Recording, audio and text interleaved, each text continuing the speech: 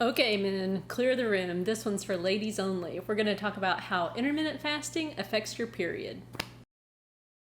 So I wanted to do this video because this is certainly something I was worried about or concerned about when I was considering doing intermittent fasting. I was afraid it was really going to mess with my cycle. And unfortunately, back at that time, there really wasn't a whole lot of information about intermittent fasting just in general that I could find, and especially when it came to women and how it's going to affect things. And of course, I want to start off by saying I am not a doctor. This is not medical advice. This is more like just a case study in how it has affected me. Because I've been doing intermittent fasting now for several years. And so, and I'm a numbers nerd. And so I've kept track of all this stuff since like April of 2015. So I was actually able to run the numbers and really look and see how this has affected me.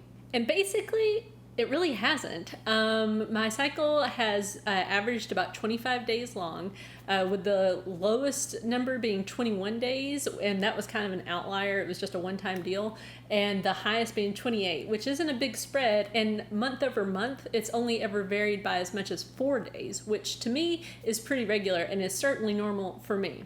And so, I started fasting. I kind of heard about it in 2014, towards the very end of 2014, but I didn't do a whole lot with it.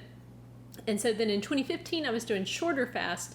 In 2016, that's when I went to 1 meal a day. So I've been able to compare those numbers to see if anything has changed, and really it just hasn't. And even, losing that weight, I think because I lost it so slowly and gradually, again, it never affected my cycle. But now, a better question might be, how does your period affect intermittent fasting? Because that is where there can be a little bit of a difference.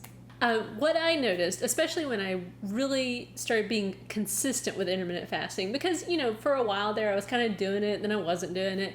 But when I really became consistent with it, I started to notice that a couple of days before I started my period, it would be a lot of hunger. And it's so noticeable, in fact, that my husband would literally say, please eat something. So I guess I was getting hangry. And so how did I handle that?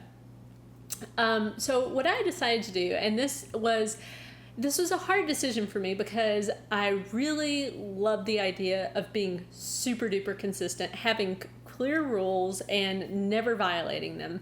But I learned, through this weight loss journey that I've been on, I don't have to be perfect.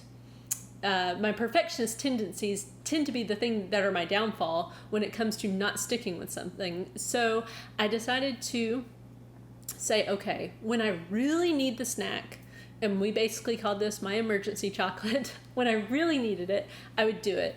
And so what that generally looked like was, it was 1 day out of the month, usually a couple of days before my period, and I would eat that Snickers bar. Usually that's what my husband would bring me as like a peace offering or something. But I decided to do that because really it was more important to me to, be able to calm down and have my emergency chocolate and know that I would get right back on plan the next day.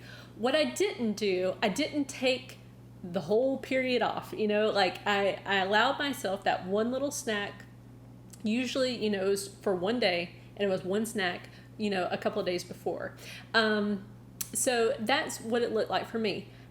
Having said that, because now it is such a well-worn habit and it's just normal for me, I am used to fasting, I can't remember the last time I needed emergency chocolate. It's been a long time. So my encouragement to you would be, if you find that, and really this is like with any kind of diet, you may find that couple of days right before is when you're going to have that, like, I need this. And I would encourage you, take that thing that you need, but don't let it get you too far off track. So again, that's been my experience. I am not a doctor. This is not medical advice, but I just wanted to share my experiences as a woman with intermittent fasting. So if you have experiences that you'd like to share, please leave them in the comments below. Thanks for watching. Be sure to like, comment, and subscribe down below.